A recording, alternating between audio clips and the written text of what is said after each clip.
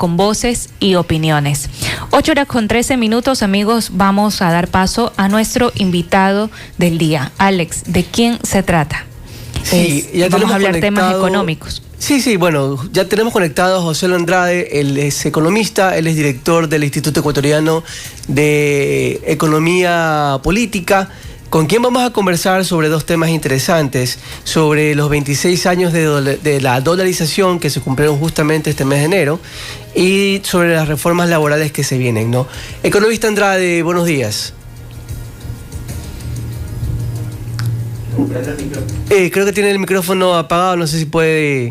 En efecto. Bueno, eso pasa. Sí. Muy buenos días, muchas gracias por permitirme estar acá. Empecemos con el tema de dolarización, ¿no? En efecto, 26 años atrás se tomó la decisión de formalizar la dolarización de la economía, siendo esta la reforma económica más sólida, más importante y que más efectos ha tenido sobre la economía ecuatoriana a lo largo de toda su historia, ¿ya? Y eso es algo que vale la pena recordar, porque de la misma manera que la libertad no se pierde de un día para otro, o rara vez se pierde de un día para otro, esta base sobre la cual hacemos operaciones económicas, este fundamento mediante el cual hemos logrado alejar a la política o a los políticos de la moneda de los ecuatorianos, le ha servido para mucho a todos nosotros. Y te voy a poner un ejemplo. Fíjate, yo creo, digámoslo así, que mi papá en su momento ganó buena plata,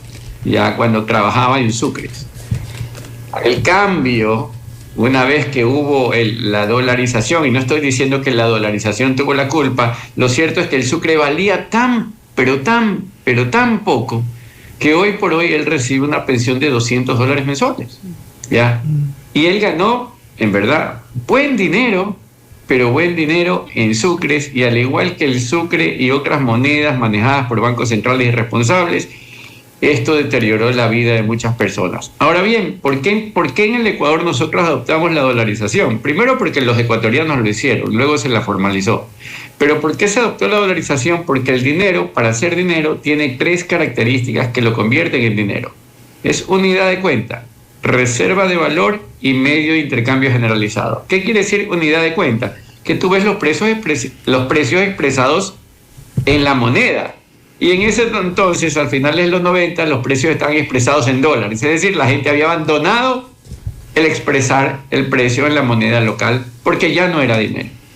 Dejó de ser medio de intercambio generalizado porque la gente quería vender en dólares, porque el sucre se devaluaba, porque el sucre perdía poder adquisitivo, porque el sucre ya no servía para nada, ¿ya? Entonces, en ese sentido, dejó de ser el intercambio o el medio de intercambio común. Y por último, reserva de valor. ¿Qué quiere decir? Que en esa unidad de cuenta, que en esa moneda tú ahorras. Pero si ahorras en una moneda que pierde valor día a día, deja de ser reserva de valor. Entonces, de las características que dan lugar al dinero, reserva de valor, unidad de cuenta y medio de intercambio generalizado, el sucre no era nada de eso. Por lo que finalmente la gente abandona el sucre, se refugia en el dólar y luego el 9 de enero del año 2000 dolarizamos de forma oficial. Eso es importantísimo recordarlo. Economista, los que tenemos más de, creería yo, 35, tal vez 40 años, recordamos cómo era la vida antes de la dolarización, con qué pasaba, ¿no? Pero creo que siempre es importante recordar a las nuevas generaciones, inclusive a los mayores también, cuáles son los beneficios tangibles del día a día, de la economía real, digamos, de carne y hueso, de tener el dólar como moneda y cómo hacer para defenderla y fortalecerla. Era de la misma manera en que nosotros escuchamos desmanes en el Consejo de la Judicatura, que escuchamos qué es lo que pasa en el Consejo de Participación Ciudadana, de los problemas en la Corte Nacional de Justicia, de cómo en el Congreso tienen que apagarle el micrófono a otro para que no hable porque les gusta o no les gusta lo que se escucha, porque el presidente sale a decir una cosa y otro dice otra, porque la Corte Constitucional te bloquea. El mismo problema tendríamos en el Banco Central.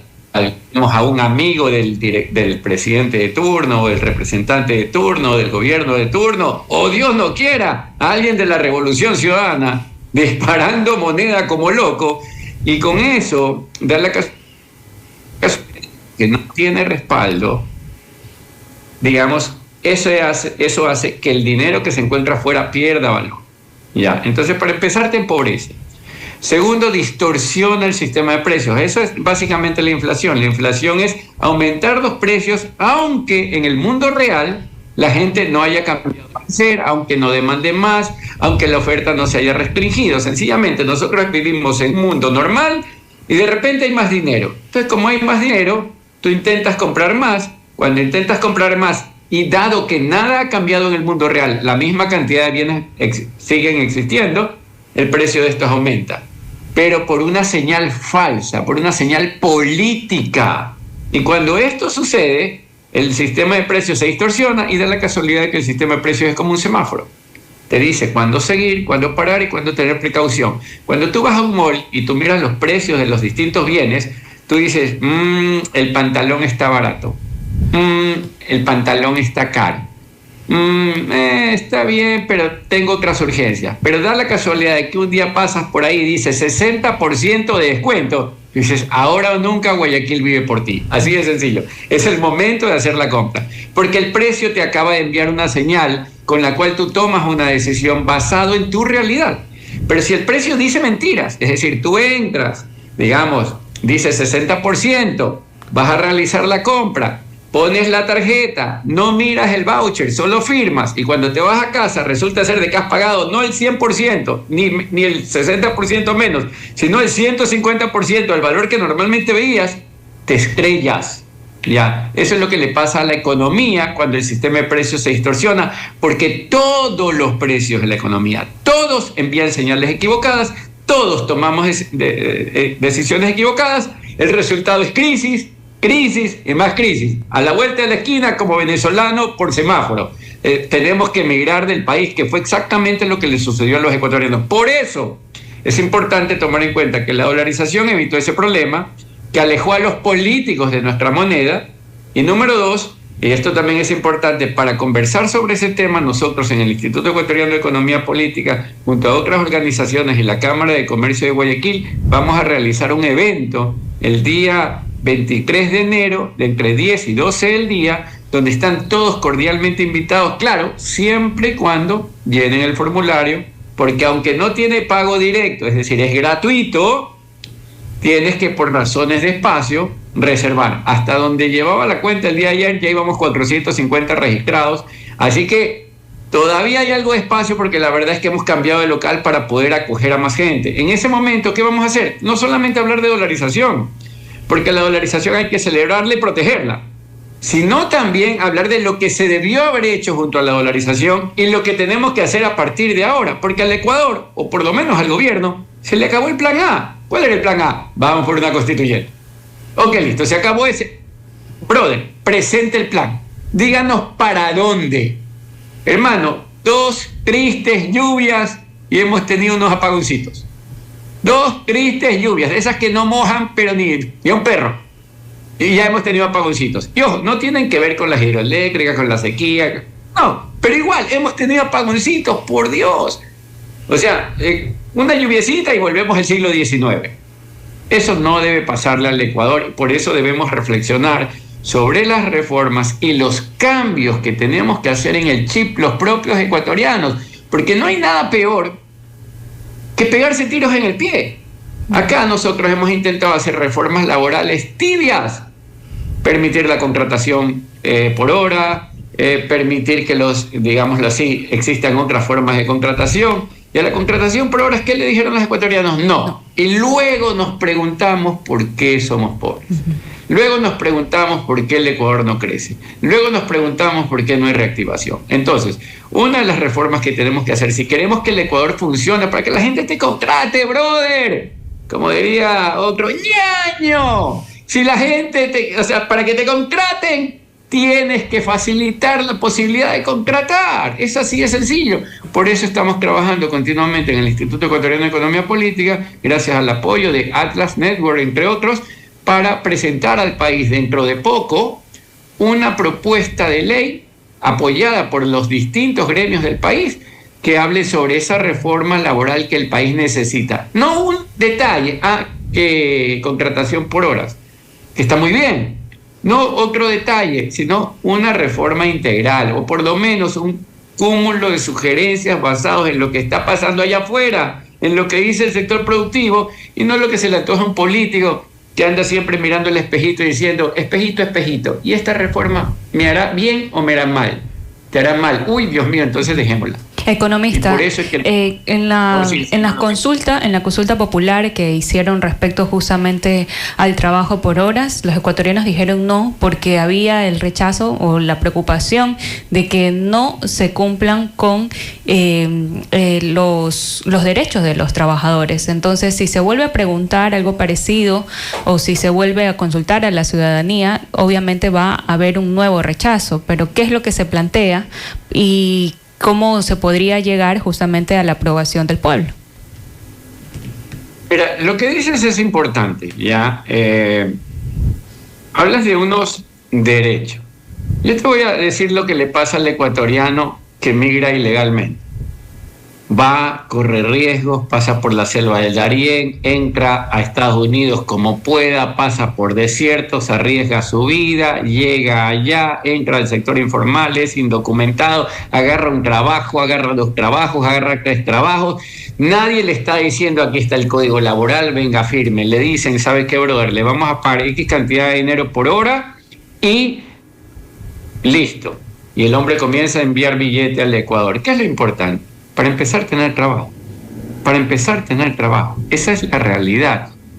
O sea, ¿de qué le sirve al Ecuador o al ecuatoriano tener un código que diga que tienes derecho a todo si pasas dignamente desempleado en tu casa? Si no tienes pero ni para la buceta. Ya. En realidad nosotros tenemos que entender que el bienestar, la mejora en la condición de vida es un resultado, no un derecho.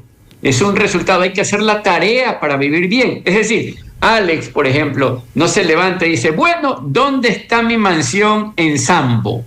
¿Dónde está el Ferrari que tiene el presidente que yo quiero vacilar? A ver, ¿dónde está esa casa bonita frente a la playa? No, eso es resultado. Tiene que sacarse el aire, trabajar media vida, hacer las cosas con fe, meterle ñeque, tener suerte. Y podría lograr. Y digo podría porque la verdad es que puse estándares bien altos. Pero sin embargo, el tema es que no puedes creer que eso va a llegar del cielo porque el gobierno te lo prometió. Ya, entonces, nosotros tenemos que afinar el tema y no estar preguntando en realidad a cada rato, porque preguntar a cada rato no tiene mucho sentido. Eso es como que fuésemos 25 estudiantes. Digamos que ustedes se reúnen en la promoción del colegio. Ya. Y están todos en la calle, en el semáforo, en cualquier esquina, y dicen, bueno, ¿qué vamos a comer? Arma pues esa pregunta, y vas a ver que tienes 20 y pico de respuestas. Y al final, unos quieren una cosa, otros quieren otra cosa, pasamos hambre, perdemos tiempo, se nos fue la hora de reunión y no hemos llegado a satisfacer a todo el mundo. Pero al final, acá se trata de que una reforma apropiada, legal, ya, o digamos laboral, puede cambiar nuestras vidas, que al final de eso se trata. Es como que alguien tenga, digamos, el secreto y te diga, mira, acá la comida es buena, bonita, barata y en un sitio acogedor. Y cuando todos van, descubren que era así. Entonces tú dices, vamos, hubieses dicho antes, yo no sabía este lugar. Bueno, eso es la reforma laboral que nosotros necesitamos en el Ecuador. Algo que nos llevará a mejorar nuestras condiciones de vida. Y por eso es que no, hay que, si quieres, dejar tanta consultadera para pasar a la acción. Economista Andrade, ¿y qué debería tener ese menú de la reforma laboral que ustedes están por plantear? Mira, digamos que el norte de ese menú debe ser permitirle al sector privado acordar en libertad con las personas que quieran trabajar aquello que a ambos les beneficie. Es así de sencillo. Es así de sencillo. Ahora, eso pasa por tener nuevas formas de contratación, porque tú no puedes contratar, digámoslo así, a alguien y en cierto modo casarte con esa persona a pesar de la realidad. Te voy a poner un ejemplo. Mira, hoy, 15 de enero del año 2026, cualquier negocio que inicie, al término de un año, tiene la probabilidad del 90% de quebrar. El 90% de los negocios que hoy inicien van a quebrar durante el transcurso del año. ¿Por qué? Por 1000 motivos. Por mala suerte, porque les cayó la lluvia, porque vino el apagón, porque pusieron un puente en ese momento, porque les robaron, porque los vacunaban, porque tuvo miedo, porque la receta no fue aceptada por la gente, porque justamente pasó de moda lo que quería vender, porque el sitio no era agradable, porque había mal servicio, porque no venían los empleados, porque el dueño se enamoró y anda pensando en otra cosa. Por 1000 razones, todos los negocios quiebran. El 90% de los negocios que empiecen hoy lamentablemente van a quebrar dentro de un año. Y dentro de 10 años solamente habrá sobrevivido el 1% de ellos. Entonces, si tú tienes un riesgo así de elevado de quebrar en el transcurso de un año con un riesgo del 90%, ¿cómo puede ser, por ejemplo, que yo contrato a Alex, le digo, mira, firmemos, 3 meses después el tipo está, pero yo ya estoy recontra obligado a quedarme con Alex, y si el negocio quiebra porque ve que no vendimos, porque nadie vino a comprarnos, porque pasó de moda el producto, porque la verdad es que no tuvimos suerte, porque en ese proyecto nos encontramos juntos, José Luis y yo y Alex, pues yo le digo, mira, Alex, lo siento, como verás, no vendemos, pasan los días y conversamos los dos, el producto está ahí, yo he invertido, he perdido dinero, voy a tener que cerrar. Y Alex dice, bueno, pues, mira, yo ya hice el cálculo.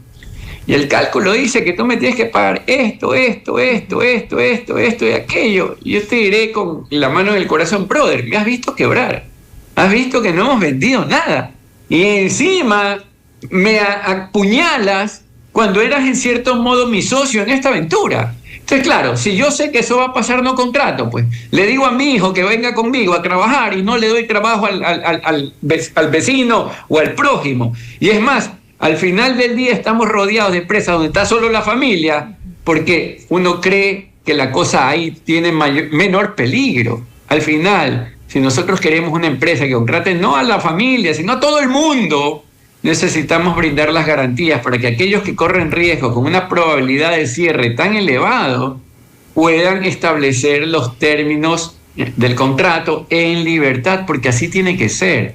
Todo contrato debe ser celebrado en libertad. Ese es el norte de cualquier reforma laboral para el país, y así la vamos a presentar junto a digámoslo así, a los comentarios y al feedback adecuado de los gremios productivos del país.